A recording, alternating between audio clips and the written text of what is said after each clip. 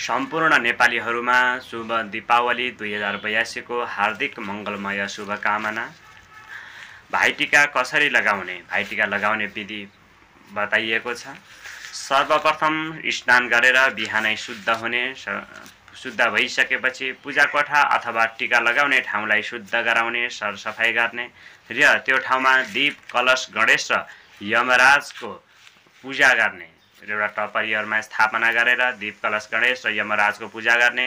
पूजा गरिसकेपछि दाजुभाइहरूलाई बसाल्ने र बसालिसकेपछि सबैभन्दा पहिला जल अथवा कतै कतै तेलले पनि परिक्रमा गर्ने चलन रहेको छ। जल अथवा तेलले धारो नटुकाइकन 3 पटकसम्म परिक्रमा गर्ने र परिक्रमा गरिसकेपछि दाजुभाइको शिरमा अथवा कानमा पनि तेल राखिदिने चलन छ। शिरमा तेल लगाइदिने।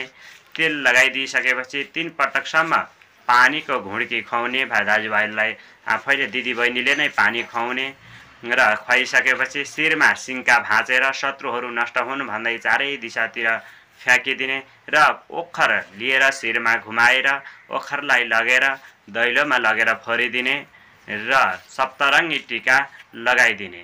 टीका लगाउँदा दाजुभाइ पूर्व फर्केर बस्ने र दिदीबहिनीहरूले पश्चिम फर्केर दाजुभाइहरूलाई टीका लगाइदिने र टीकाको साइत भने बिहान 11:39 रहेको छ।